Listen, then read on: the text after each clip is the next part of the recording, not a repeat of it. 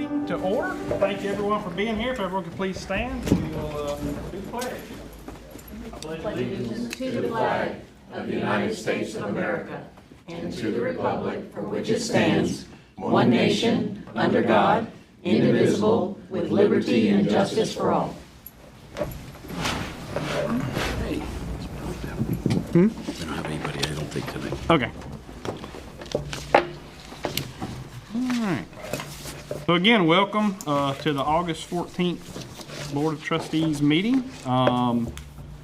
The next item on the agenda is audience of any citizen. I don't believe we have anyone here for public speaking. If we do? No? Okay. Well, we'll move on. The next item is the board annual reorganization. If you can look over to this page on our, I flipped too far. There we go. In compliance with section 1001.64 subsection 4 of the Florida statutes, Florida Gateway College District Board of Trustees met on today's date to complete its organization. So we have to call for a motion to elect a chairperson for this year. I'll entertain a motion. So moved. Second. Lindsay Lander. Ms. Norris, and second by I second that. Dr. Surrency. All in favor? Aye. Aye. Any opposed? So carried. Thank you. I'll be happy to do it again this year. Thank you I for would too. allowing me. And now I will call for a motion to elect a vice chairperson. I'll move the election of Ms. Renee Allen as vice chair. I'll second it because I just heard her say she'd do it. Well, so moved and seconded. All in favor, please say aye. Aye. Any opposed? Motion passes. Ms. Allen, thank you for being our vice chairman this year. Thank you. Okay. Next item is the approval of the board minutes. We have the June 12th, 2025 workshop and the June 12th, 2025 regular meeting. You've all had an opportunity to review the minutes. Are there any questions or comments about the minutes? If not, I'll call for a motion to approve. So moved. Mr. Medina, Second. Ms. Norris, all in favor, please say aye. Aye. Any opposed? Motion passes. My understanding that our student government representative could not make it this evening, so we'll move past that. We'll go to the presentation of the consent agenda. The items on the consent agenda are routine business, state directives, and/or compliance items. All items have been reviewed by the board attorney and have been available to the board for its examination. Any trustee can request a topic to be removed from the consent agenda and discussed further. Typographical errors will be noted and corrected in the board minutes. Does anyone have any questions or comments or requests for removal from the consent agenda? If not, I will call for a motion to pass the consent agenda. I'll make a motion, Mr. Chairman. Dr. Surrency, Second. Ms. Norris, all in favor, please say aye. Aye.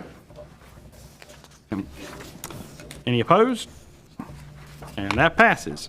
We're going to go off topic for a moment. Mr. Brannon has something good for us, so we will gladly go off Mr. topic. Chair, would you take the check? Absolutely, I will. I'll take it. Well, you're going to present the check, and then you want to talk first about? Let me say this. Look, Yeah, say a few words. I'm from the government, and I'm here to help. Heard that before. I said that the other night to the McClenny City Commission. They're all looking down their glasses at me. They said, we thought you were the Doge Committee. I said, well, if they Doge McClenny, they'd feel sorry for me to give them more money, so that would be a good thing. But I was laying in bed the other night, couldn't go to sleep, thinking, and that's always a dangerous thing.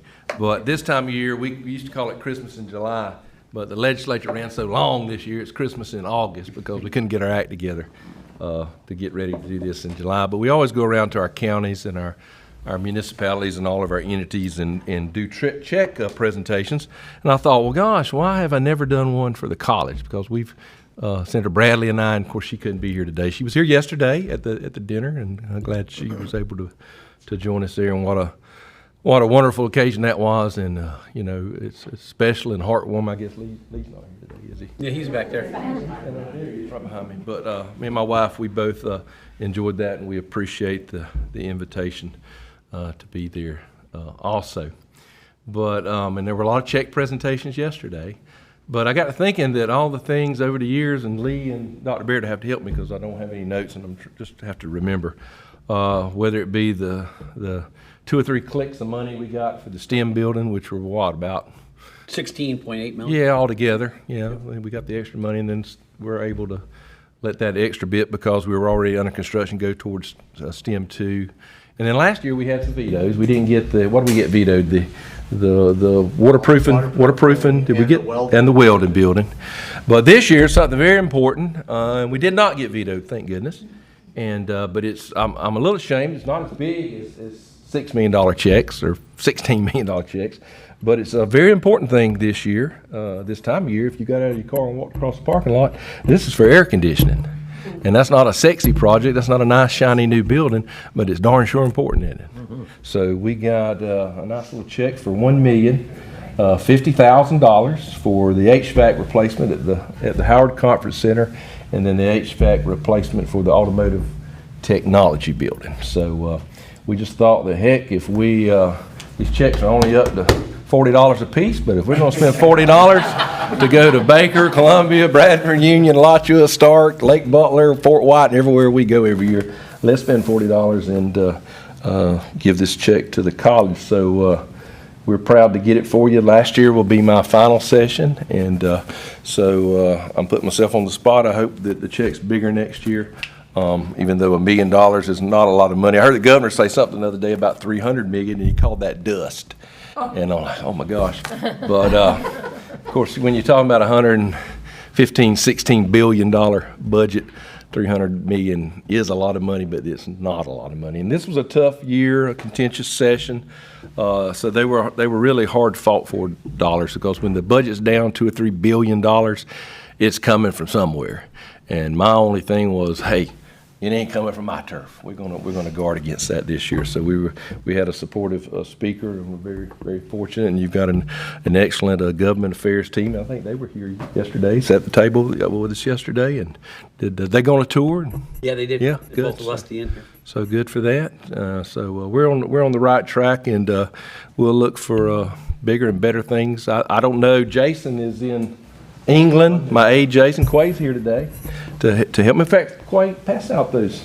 We just did a newsletter, and we'll send those. Well, for the board, I'm not gonna have enough. I only brought enough for the board. I'm not saying that they're not important about it. I didn't pick up enough out of my truck, but just for the board. But this year we had 41 projects all over. And that was probably one of the higher numbers for any legislator, the 120 of us that are up there. And we got 31 through committee, and we only had 2 or 3 vetoed. They were all down in Alachua County. So we had to go with a tabloid this year form of a newsletter because we got so much stuff. And if you look, I think it's pretty equal. The counties, we don't try to favor one or the other. Miss Allen, we got $29 million for the first phase of a new elementary school in Lake Butler. And the first thing I got was a call from somebody in McClenny and said, well, why didn't you get $105 million for the McClenny? I said, well, because you got the last school. It's Lake Butler's turn. So we try to be even and equal. We represent our 5 counties equally, and I think that shows you can see the numbers. The counties sort of got equitable amounts, and that's what we try to shoot for. But it's all important. Everybody's project is important, and believe me, I know that everybody that puts in needs it because we vet them. And if it's made that list, it's been vetted by a lot of committees, the House and the Senate, and of course we couldn't do what we do without Senator Bradley. What a great partner she has been, and before that, her husband Rob to me. So 7 years has gone by fast, and I hope it's been good for the college. And I guess I never thought about doing this because I just think I'm one of y'all, and it just didn't pop out. So I don't know how you want to do the picture or who. Lindsay and I can go. And Chuck, one thing you did forget, 2 things you forgot is two years ago, last year, we received a $1 million operating enhancement. Right. And then 2 years before that, we received a $2 million, so $3 million more, so that's. We worked hard on getting the state insurance. Yep. That was another thing. So a lot of things are, like I said, they're not big shiny new buildings, but they're important to the people that are receiving them. Thank you. Y'all tell me. They can all get up here if they want to. Hey, y'all want to all come up? Come on. All right.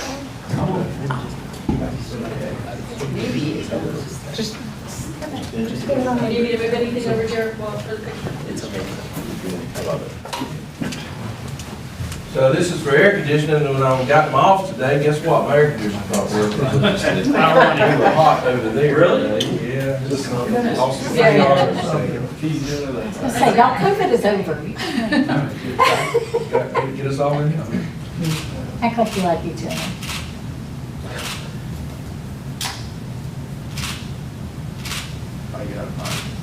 And we'll send that out to the media. I asked Stephen to do that All tonight. right, don't throw that in the dumpster. Don't be called for it off. Can we redo this? Reuse the No, bags. no, I'm not. Do the dry. Try the one to it. We'll line it up. Thank you. Thanks. Yes, sir.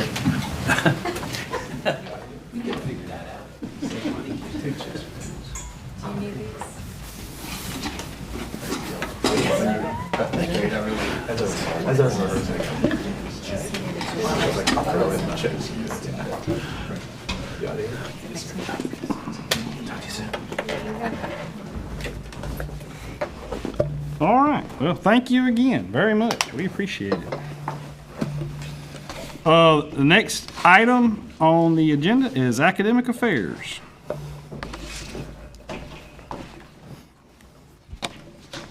Good afternoon, everyone. We've had a busy month and an incredibly busy week in academic affairs. We are currently wrapping up our Welcome Back Week, which included various professional development opportunities focused on rubric development, instructional strategies, online instructional strategies, and a new growth-focused evaluation process. There was a strong emphasis placed on support to new faculty, to include a new faculty orientation and a tour of available resources. So far, feedback from faculty has been fantastic. In liberal arts, the new edition of the HAL has been printed and submitted to the Florida College System Publication Association. I believe each of you were given a copy of it. With a past history of success, we are hopeful to have another strong performance in terms of awards. And a special thank you goes out to Denise Gross, Lisa Coe, and Dr. Troy Appling for their work in getting this ready. Over in teacher preparation, our early childhood education program received reaccreditation through the National Association for the Education of Young Children. And a special thank you goes out to Dawn Cross, our program lead, who did a fantastic job just guiding us through what everyone knows can be a difficult process. Also, over in teacher prep, our associate dean, who has now moved over to liberal arts, Dr. Elizabeth Carroll, was appointed to the Core Curricular Revision and Teacher Preparation Committee for the state of Florida. This will ensure we have a voice in future teacher prep at the state level, and I have no doubt Dr. Carroll will represent us well.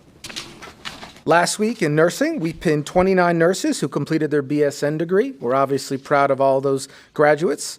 And then over in workforce, our EMS program received its reaccreditation award from the Commission of Accreditation of Allied Health Education Programs. This was a fairly intense process, which includes site visits, multiple reporting processes, self-reports. However, our program had no citations or noted areas of noncompliance. Special thank you for this goes out to Chief Thomas Brown and Chief Michael Steele for their work getting us through reaccreditation. Our fire program ran a summer cohort for the first time. This was in response to requests from industry partners from Alachua County who asked if we train their new hires. We're grateful for Professor Fink, Dean Higdon, who's here today, who stepped up. That's normally a slow time where they kind of catch up, and instead they kept going hard to continue to work for our industry partners. So I'm grateful for that support and their willingness to take on that task. Last week, our EMS program graduated 21 EMTs and 8 paramedics, so a total of 29 people. Already, 23 of the graduates have taken their respective certifications and 21 passed on their first try.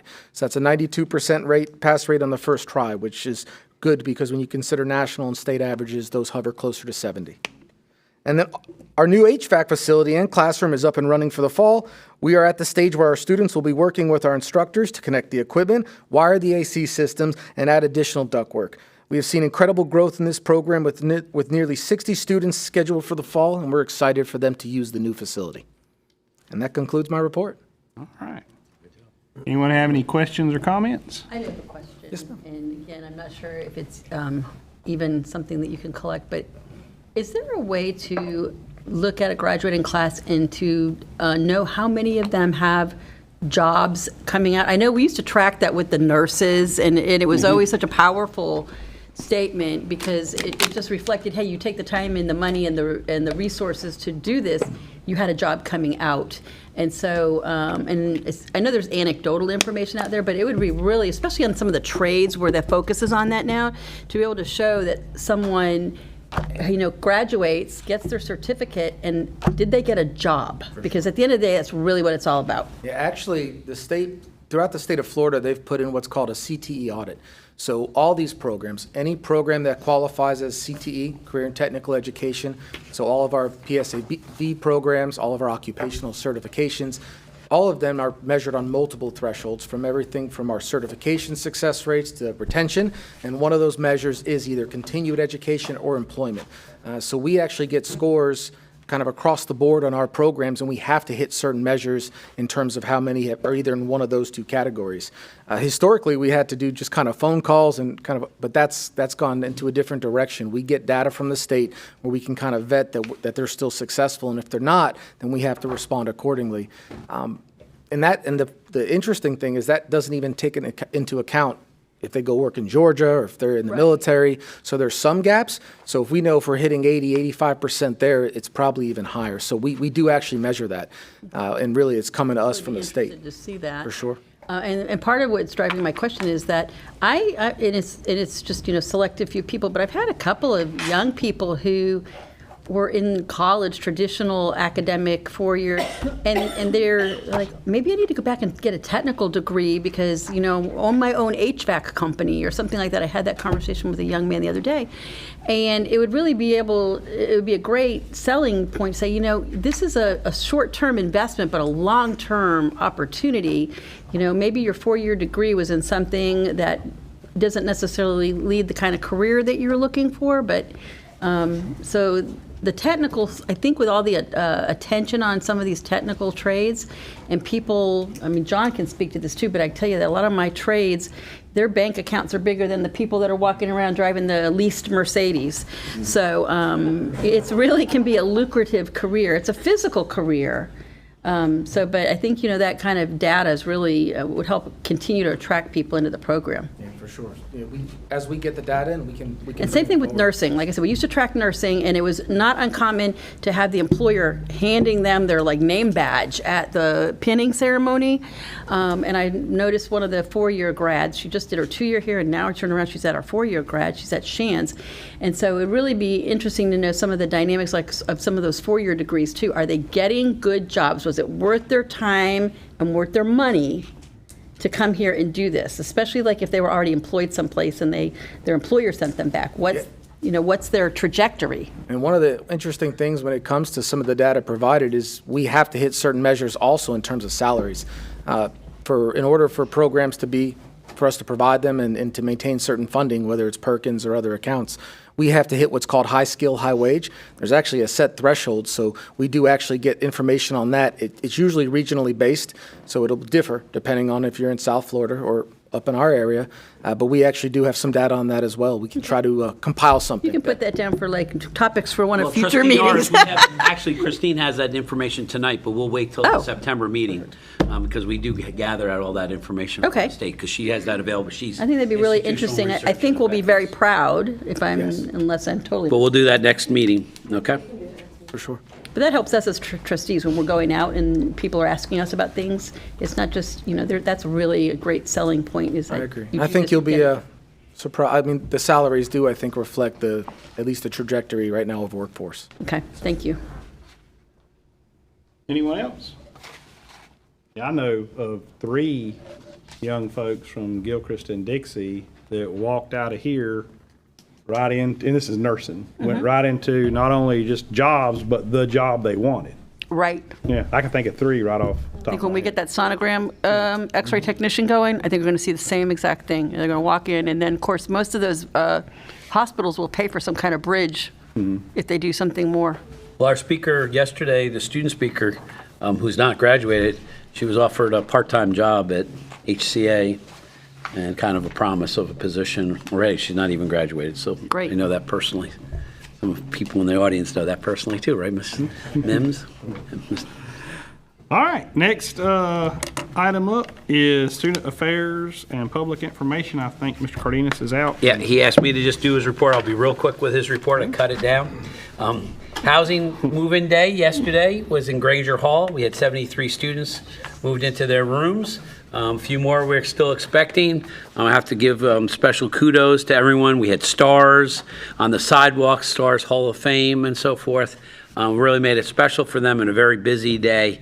And I was able to get over there and see happy faces. And we did a lot of trainings with them, trainings throughout the day. So I'm looking forward to that, and he was looking forward to that. Athletics, our athletic fall schedule begins very quickly. Early in September, our women's golf team will be going to Orlando for the Seminole State warm-up, and we'll have 15 runners going to FSU on September 12th. New student orientation took place throughout the summer. 180 students participated in those 3 dates to receive FGC and its resources. And once again, it's an initiative to try to retain those students. And in the Public Information Office, they had 7 press releases this month that were picked up by Channel 20 and Lake City Reporter. And one that I think is really great, working with the community, once again, is the Women's Garden Club, the old clubhouse in downtown Lake City is being taken over. It was up for demolition, and they asked us to take some of the artwork, and we took the sculpture from there for the Anne Oglethorpe, I believe, and she has the wolves outside and the wolves right out here, and we've placed that in the main area. You know she passed away. Yeah, in 2015, I think, yeah. But they had a big turnout for that, and it was donated to the campus, so it'll be nice to go look at. So that's my report, Mr. Chair. Any questions or comments? All right, enrollment and marketing. Thank you. Good evening. I'll begin with fall enrollment. We're currently at 2,860 students compared to 2,641 at this point last year, which is an 8.2% increase. In credit hours, we're at 28,014 credit hours compared to 25,238 last year for an 11% increase. And I want to say a special thank you to academics because they've helped us accommodate the growth, and whether that's through capacity updates or new sections, we appreciate how responsive they've been in doing that work to make that happen. In dual enrollment, Julie Cannon and her team have hosted new dual enrollment student orientations this month. They've had 2 of them, and it's been attended by over 60 new dual enrollment students and their parents. This past Thursday, August 7th, we held summer commencement. We had 80 students participate in that, and we added a special element that was Dr. Barrett's idea. I thought it was really neat with the bagpipers. So they were the First Coast Highlanders, and they led the students into the Howard Center in the processional and also performed the national anthem. In financial aid, we were very happy to receive our Open Door Grant allocation, as well as our Florida First Responder allocation. We received $824,000 in Open Door money, and that is for short-term CTE programs. We also received $308,000 in Florida First Responder money, which supports law enforcement, fire, EMT, and paramedics. And then college night, we will have on August 26th in the Howard Center from 5:30 to 7. The community is invited to come out. We have 40 colleges from across the state and outside the state that will be in attendance, as well as 20 of FGC's programs in attendance. And then lastly, I would like to acknowledge the work of our audiovisual team, specifically Lance Bass, Tyler Hagler, and Brian Langston. This past few weeks has been a marathon of events, from this board meeting, graduation, nursing pinnings, foundation luncheons, At every event, they are there to support it and really make it a better experience. They made an amazing video for the foundation luncheon, so I just want to say an extra thank you to them. We're very fortunate. And that concludes my report. All right. Any questions or comments? No? Thank you. Next up is Business Services Report. Good evening. My first item is I'd like to request approval of the revised operating budget for fiscal year 25-26. If you'll remember, the budget I presented in June was actually 24-25's numbers, since we didn't have the final approval yet.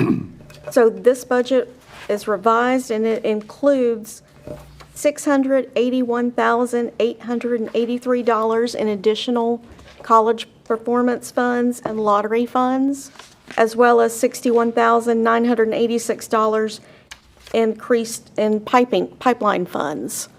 So for a total of $743.86 or $869. Give me that check back, I'm gonna rewrite it. We've already cashed it. Too late. No. Direct deposit. So I would like to request approval. Okay, I will, are there any questions first? If not, I'll ask for a motion to approve the revised operating budget of fiscal year 25-26. So moved, Medina. Mr. Medina? Second. Ms. Allen? All in favor, please say aye. Aye. All opposed? Motion passes. Thank you. And that once again puts us at a balanced budget for the fiscal year 25-26. So can I ask questions? That money, that extra money got us to where we didn't have to dip. So we didn't have to dip into it. Good. Yes. Okay. My next item, a college request approval of budget amendment number 1 to the restricted fund, Fund 2, for the fiscal year 25-26. This amendment recognizes revised award authorizations and new grants received in the 25-26 fiscal year. Any questions or comments? Not, I'll entertain a motion. I so move. Ms. Allen? Second. Ms. Norris? All in favor, please say aye. Aye. All opposed? Motion passes. Thank you. And finally, we are requesting approval of Fund 7, Budget Amendment 1, which has been revised so the report reflects actual revenue, revised budgeted expenditures, actual expenses, and updated projects through July 28th, 2025. All right, are there any questions or comments? Not, I'll entertain a motion. So moved. Ms. Norris? Second. Dr. Surrency? All in favor, please say aye. Aye. Any opposed? Motion passes. Thank you. And that concludes my report. Are there any questions? Thank you. Thank you. Thank you. Next up is President's Report. So thank you, Mr. Chair. As you all know, Monday starts the new semester here, starting with great enrollment, great energy on campus, great energy yesterday from the luncheon. I want to thank Lee Pinchok and his foundation staff for having a great luncheon to celebrate our students and our donors. And thank you for all being there. And it just seems like it gets better each year, runs smoother each year. And so powerful stories there. So thank you for that. Had an opportunity to meet with our new commissioner of education. Had a private meeting with him on this campus for about 2.5 hours. Oh, wow. To tour Lusty, this campus. He wanted a meeting. I asked him who he wanted to be here, and he said whoever you wanted. And most of the other colleges had entourages for him and so forth, and it was just him and I for 2.5 hours because I wanted to have some time with him. So he was very happy with what's taking place here. He has great expectations of the colleges, and he's very engaged. And I think we'll have a great relationship with him, and we're looking forward to his leadership for the state of Florida. Downtown building, I think many of you heard yesterday. So we received the deed on Monday. Well, they authorized the deed to us on Monday for the Lakeshore campus building. We don't know what we're going to call it. That's what we're calling it currently, the 2-story Old Randolph Women's Health Building. What I did say yesterday, and I'll say again, was a great asset for the college, for both, which is an asset for the foundation currently, It appraised at $1.25 million. We had all the surveys done with that property, and we estimate the repair of that building to go for about $425,000. The majority of it is HVAC systems and a small leak. There's about 9 HVAC systems in there because each doctor that was in that building had their own separate HVA, and they're over 10 years old, so they all need to be repaired. But I did take I took the tour with Ann Brown and some of the staff after the fact, and I think they were pleasantly surprised at the condition of the building, and they were very excited to do that, and we're already moving forward with that. One little faux pas on the situation, but we're working on it, is an environmental one we did not do on it. We completed that last week, and that should be finished with it, so we move forward very quickly on that. As a follow-up on that, I was there at Monday night. That was a long meeting.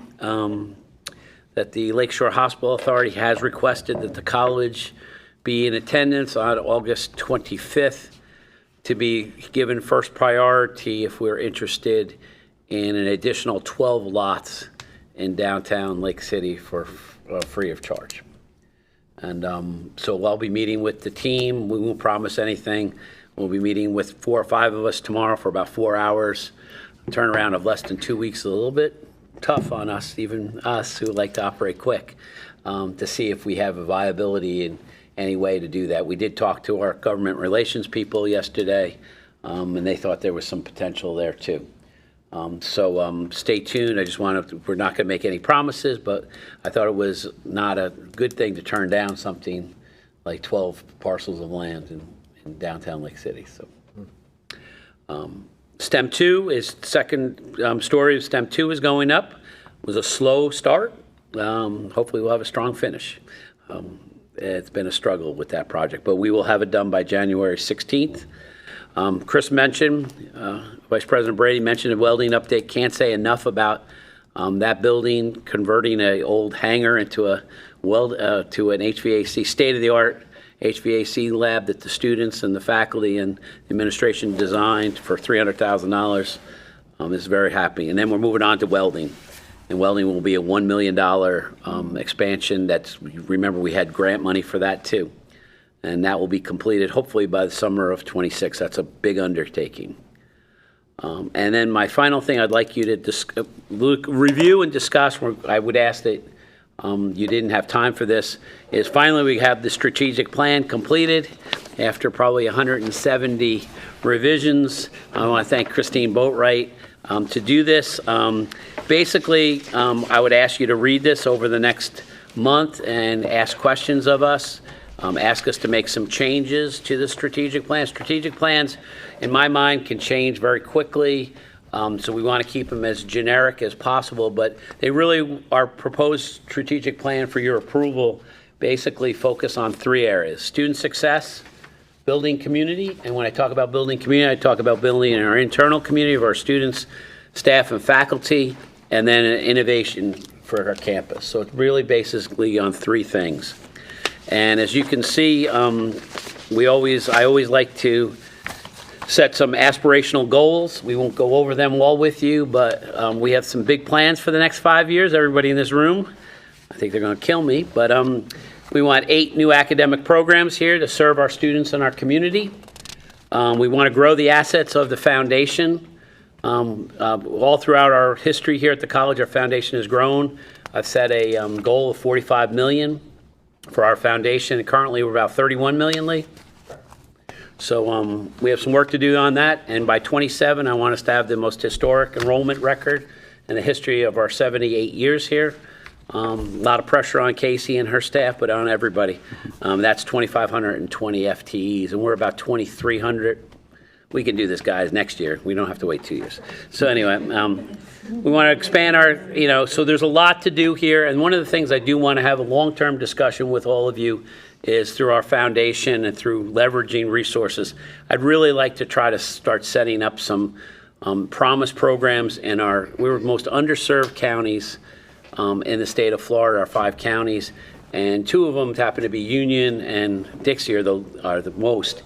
And I think we have some resources and potential creativity that we could offer some promise programs leveraging others' money, other people's money. So if a student went to Dixie High School and wanted to go to college, they could go to college for FGC for 2 years free. And we have some ideas on how to make that happen with healthcare in the Columbia County also, which would be we'd be long dead, everybody in this room, so if we can do, but it's going to take a lot of work and a lot of working behind the scenes, but I think, well, I mean, I'm talking 40, 50 years there, so everybody, so I'm not talking 10 years. So when we look for this, we don't want short-term things, so. And that's when we'll have our mortuary science program.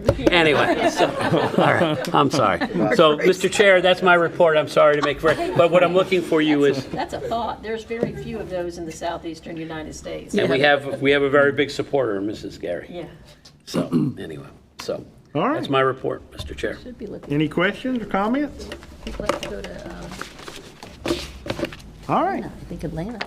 Isn't it? Does anyone have any topics for future meetings?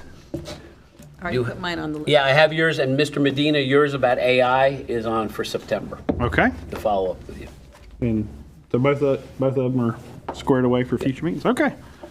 The warrant register is there for inspection if you want to. Our next meeting is September 11th. We'll be here at 5 o'clock. Good luck next week, going back to class and getting going again. We all are proud of the job you're doing and look forward to another good school year. If there's nothing else, I will adjourn the meeting. Thank you. With that person.